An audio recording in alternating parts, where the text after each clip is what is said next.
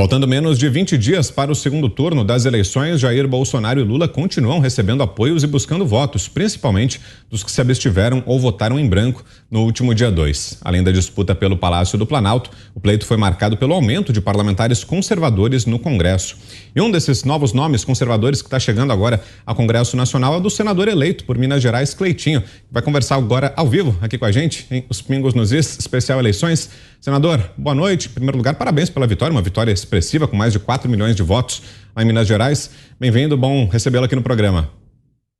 Eu que agradeço, boa noite a todos, é um prazer estar falando com cada um de vocês. Nem dos meus melhores sonhos eu achei que eu ia me tornar senador, eu ia conhecer um presidente da República e eu ia estar falando com vocês aqui da Jovem Pan. Eu que sou um fãzaço de vocês e desde pequeno, então para mim é uma honra estar aqui hoje aqui, à disposição para poder vocês me perguntarem aqui e eu com toda humildade poder responder vocês. E muito obrigado pela oportunidade. Nós que agradecemos ao senhor pelo comparecimento aqui ao programa. E para começar, senador, queria que o senhor nos dissesse quais vão ser as pautas prioritárias ou quais o senhor acha que deveriam ser as pautas prioritárias do Congresso a partir do ano que vem. Eu sou adepto à reforma política, quero muito propor a reforma política nesse país aqui.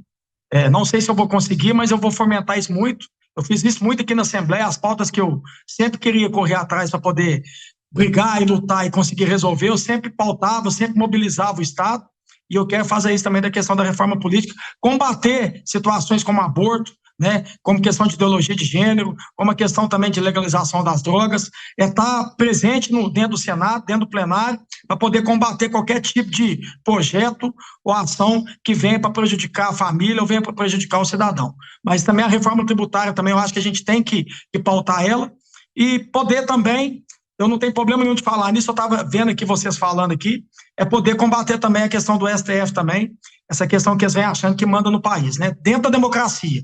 Nada fora da democracia, mas se eu tiver uma oportunidade dentro do Senado ali, da minha prerrogativa de assinar um impeachment, assinar uma CPI da Lava Toga, eu faço isso com o maior prazer. E eu já até falo aqui, para quem quer ser presidente do Senado, para quem quiser ser presidente do Senado, eu estou chegando agora, eu não vou me candidatar a presidente do Senado, porque eu tenho que ter a humildade de chegar e conhecer. Mas para os candidatos a presidente do Senado, que quiser meu voto, tem que ter, declarar que vai poder também desengavetar impeachment e CPI da Lava Toga também. Senadora, a pergunta agora é do mineiro José Maria Trindade, que está lá em Brasília, que o senhor vai encontrar bastante lá nos corredores do Congresso a partir do ano que vem. Diga lá, Zé. Pois é, olha, o Cleitinho, ele traz uma experiência muito boa, sensibilidade de músico, ele é músico, né? Trabalhador, trabalhou no sacolão da família lá, né?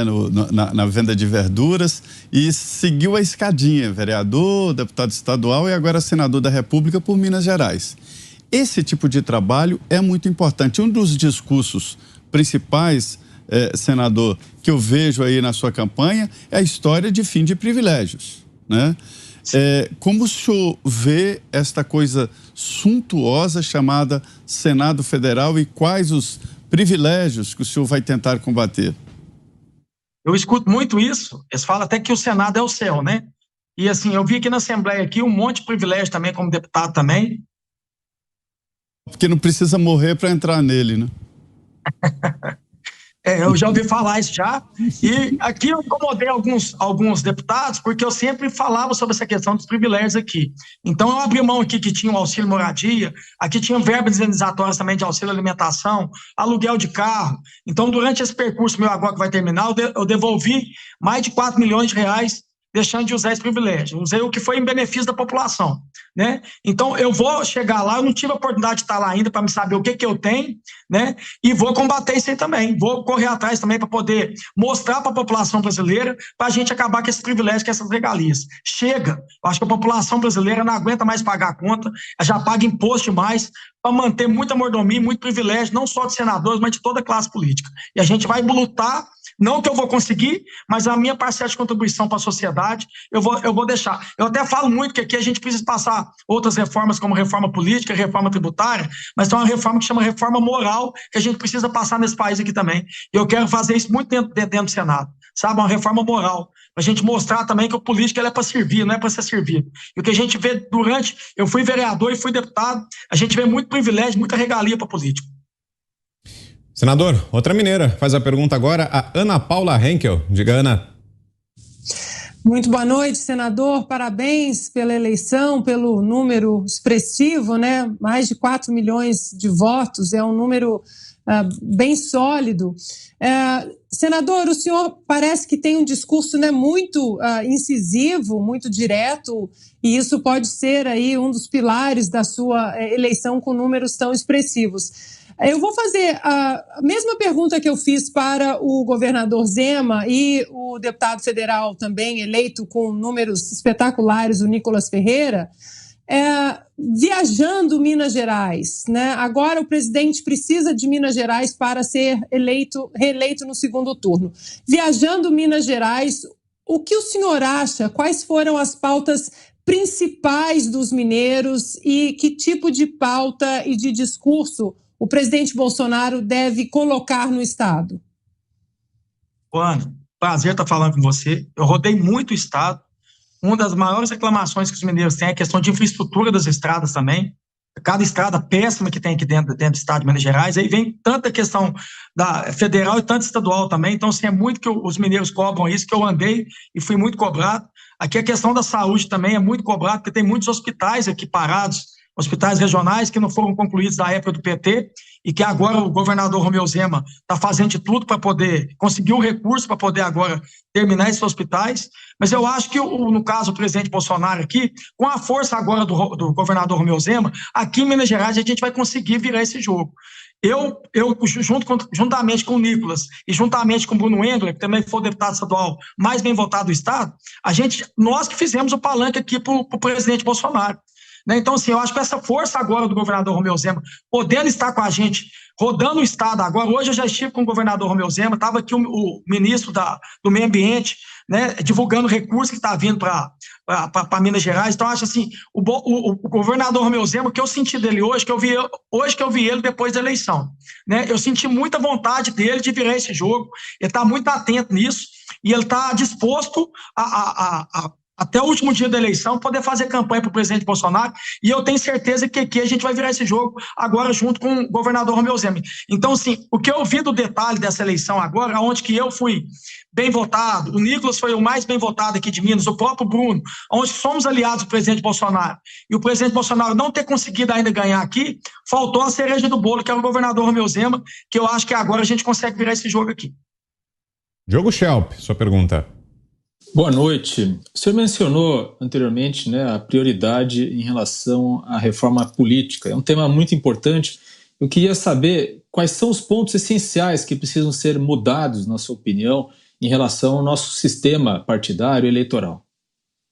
Primeiro, acho que obrigar um cidadão a ir votar, eu já acho isso desnecessário. Eu acho que o cidadão não tem que ser obrigado a votar, não. Isso, para mim, já muda um pouco da questão da eleição. Outra coisa, muitos partidos têm dentro do país. Eu acho que a gente pode diminuir partido. A questão do fundo eleitoral. Eu provei agora, em 3 campanhas que eu fiz, eu até usei muito uma frase que eu falava assim, Davi vai ganhar de Golias. Eu falando que eu era Davi e ia ganhar de Golias. Tem os concorrentes meus que chegaram a gastar aí 5 milhões de reais, teve concorrente que gastou não sei quantos milhões de fundo eleitoral, e eu mostrei que dava para fazer uma campanha sem fundo eleitoral. E o fundo eleitoral, gente, na teoria ele é lindo, mas na prática ele não funciona. Ele só vai para... Eles querem falar para igualar, né, para aquele candidato que está chegando agora, ele pode ter as mesmas condições que o candidato que já tem mandato, né, poder ter as mesmas condições que esse. Mas acaba que não tem, porque quem acaba pegando mais é aquele que tem mandato, aquele que está chegando agora, que vai disputar uma candidatura de deputado estadual ou federal, ou quando é candidatura de vereador também, acaba que não pega nada. Então acaba sempre fortalecendo e favorecendo quem já está na política. Então o fundo eleitoral, na teoria, ele é muito lindo, mas na prática ele não funciona. Então acabar com o fundo eleitoral, eu acho, com toda humildade, tinha que diminuir muitos deputados, 513, então acho que dá para diminuir. Então, assim, eu sou muito adepto a isso. Eu acho que isso tem que ser estudado com outros políticos também, né? Não que eu seja o dono da verdade, eu não tenho a verdade absoluta. Eu acho que mais mentes pensando que tenha a vontade de fazer uma reforma política nesse país, a gente pode contribuir muito para a sociedade. Então, que venha mais senadores ou deputados com essa vontade de fazer uma reforma política no país. Augusto Nunes. Senador, parabéns pela vitória, pela votação. É um prazer entrevistá-lo. Eu queria saber qual é o papel que os prefeitos podem desempenhar para que essa virada que o senhor prevê aconteça? Augusto, primeiro é um prazer estar falando com você. Muitas das pautas que eu já fiz vídeo foi escutando o senhor falar. Então você tem um fã aqui, já fiz vários vídeos usando as suas colocações. Eu acho que os prefeitos agora não tem que ficar em cima do muro, não, sabe? Eu acho que o presidente Bolsonaro, durante a pandemia, fez de tudo para todos os municípios. Não tem um município que não recebeu recurso do governo federal. Todos os prefeitos foram muito bem atendidos aqui pelo presidente Bolsonaro.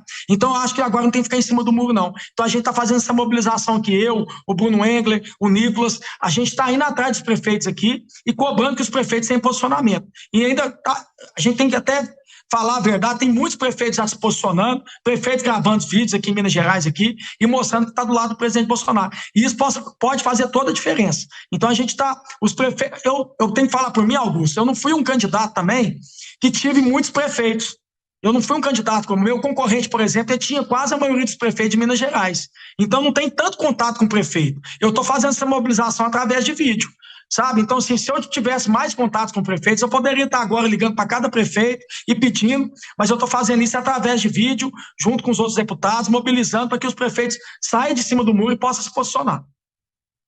Senador, e como é que o senhor acha que vai ser o convívio com os demais políticos lá no Congresso Nacional? O senhor acha que vai ter muita resistência a esse novo momento, especialmente do Senado, que agora tem uma bancada conservadora muito expressiva, da qual o senhor vai fazer parte também? O senhor imagina que vai enfrentar muita resistência por lá? Eu acredito, eu escutei muito isso quando eu virei deputado estadual e muitos deputados ficaram um pouco resistentes comigo, mas depois foi me conhecendo e foi vendo que a política que eu faço aqui é para o bem comum, é uma política para poder favorecer o cidadão, não é nada contra nenhum político, eu jamais tento agredir algum político, eu agrido a questão do sistema mesmo, é a forma que a política é feita. Então, assim, eu acredito que eu vou ter que aprender muito com eles também. Claro que eu vou aprender coisas boas, né? Não quero aprender coisa ruim, mas eu também vou ensinar muito. Eu escutei isso de um deputado aqui que acabou a eleição agora, ele me ligou e falou isso comigo: Cleitinho, eu tinha uma resistência com você, mas durante o percurso agora desses 3 anos e meio que eu estou com você aqui, você também ensinou muito. Então tem muito para poder oferecer também para o Senado. Eu sou um cara simples, um cara humilde, né? Não tem problema nenhum de falar isso, eu tenho muito que aprender ainda, muito que evoluir, mas eu quero aprender coisas boas, não quero aprender coisa errada, e eu tenho certeza que minha parcela de contribuição para o Senado eu vou deixar. Eu sempre achei o Senado muito distante do povo.